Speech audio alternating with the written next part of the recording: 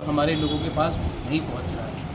तो मेरी meeting ministry of tribal affairs Delhi में हुई थी और ये एक एग्जिस्टिंग स्कीम है जहां में हमारे ट्राइबल्स को कम 3.75 से 4% में ये लोग लोन दे सकते हैं और हॉस्पिटैलिटी के लिए, फूड प्रोसेसिंग के लिए, मैन्युफैक्चरिंग के लिए, एग्रीकल्चर के लिए ये लोग लोन दे सकते हैं। तो स्टार्टअप्स के लिए भी दे सकते हैं। तो इसके लिए दिल्ली से उनका एक टीम आया था एंड इन्होंने हमारे यंग एंटरप्रेन्योर्स को दिखाया है कि ये फैसिलिटीज़ है आज के दिन और हमें इसका इस्तेमाल करना चाहिए कि हम लोग सिर्फ जॉब सीकर्स नहीं हो, जॉब क्रिएटर्स भी बने। महाराज, मैंने अपना स्टेटमेंट दिया है, कल भी दिया था कि बांग्लादेश में इन्होंने ना मुजीबुर रहमान का इज्जत किया, महाराजा बीर चंद्र लाइब्रेरी को कुमिल्ला में वेंडलाइज किया गया और कवि गुरु रविन्द्रनाथ टैगोर ने सिर्फ हिंदुस्तान का राष्ट्रगान नहीं, बांग्लादेश का भी राष्ट्रगान कवि गुरु रविन्द्रनाथ टैगोर के श्रेय में जाता है। तो जो देश अपने लेजेंड्स को, जिन्होंने आपको राष्ट्रगान दिया, जिसने आपको आज़ादी दी, शेख मुजीबुर रहमान, आप उनका सम्मान नहीं कर सकते हैं। महाराजा वीर विक्रम का लाइब्रेरी को वेंडलाइज किया गया, कीरोत सिंह का जो फ्रीडम फाइटर था उनके स्टैचू को तोड़ा गया। तो जो देश अपने ही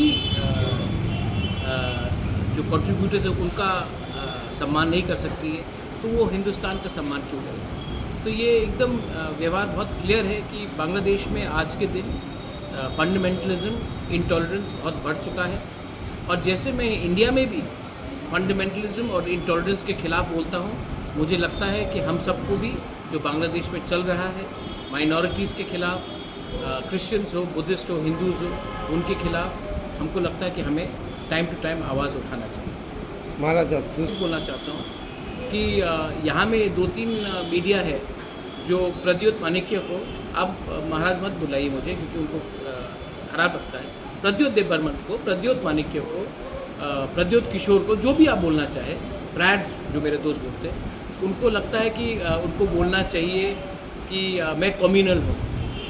पूरे नॉर्थ ईस्ट में कोई रीजनल पार्टी ने रविन्द्रनाथ टैगोर का घर को वैंडलाइज किया गया, एक रीजनल पार्टी ने आवाज़ नहीं उठाया त्रिपुरा मोथा को छोड़ के। तभी भी यहाँ में 2-3 लोग हैं जिनको लगता है कि प्रद्योत और त्रिपुरा मोथा कम्युनल है, जबकि मैं हमारे माइनॉरिटीज़ के लिए बात करता हूँ। कवि गुरु का घर को वैंडलाइज किया कि मैंने उसके खिलाफ बात किया।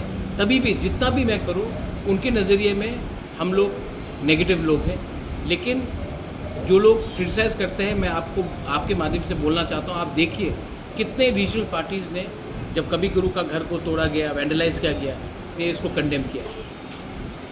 महाराज, बोल रहा हूँ, मेरा व्यू है कि बंगाल में हम लोग बोल सकते हैं कि ममता बनर्जी ने कड़ा कदम नहीं उठाया क्योंकि सेंटर में बीजेपी का गवर्नमेंट है और बंगाल में तृणमूल का गवर्नमेंट है। लेकिन त्रिपुरा में तो बीजेपी का सरकार है और सेंटर भी बीजेपी का है, तो उनको कड़ा कदम उठाना चाहिए। अमित शाह ने जो बात किया है, होम मिनिस्टर ने जो बात किया है, उसका अमल करना चाहिए। अगर अमल नहीं करेंगे तो यहाँ के जो लोग हैं वो अपना दुख तो प्रकट करेंगे। We want not a single illegal Bangladeshi और a Rohingya to be in Tripura. और अगर कोई यहाँ में आएगा तो हम तो इनको छोड़ेंगे नहीं, पकड़ के वापस भेजेंगे।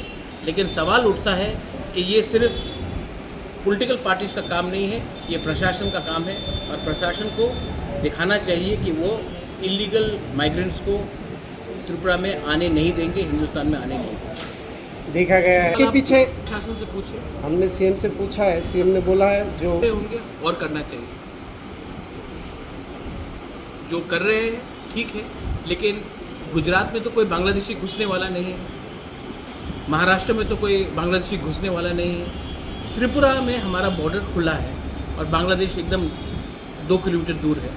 तो त्रिपुरा में हमें गुजरात से ज़्यादा, मध्य प्रदेश से ज़्यादा, पंजाब से ज़्यादा हमें त्रिपुरा, आसाम, मेघालय, नॉर्थ ईस्ट में हमें कड़ा से कड़ा कदम निकालना पड़ेगा। और आसाम राइफल हो, BSF हो, they will have to be stronger because I don't think that if our armed forces are given free hand, अगर हमारे आर्म फोर्सेस को फ्री हैंड दिया जाएगा तो हमको नहीं लगता कि कोई भी किसी को आने देगा वोट बैंक पॉलिटिक्स का।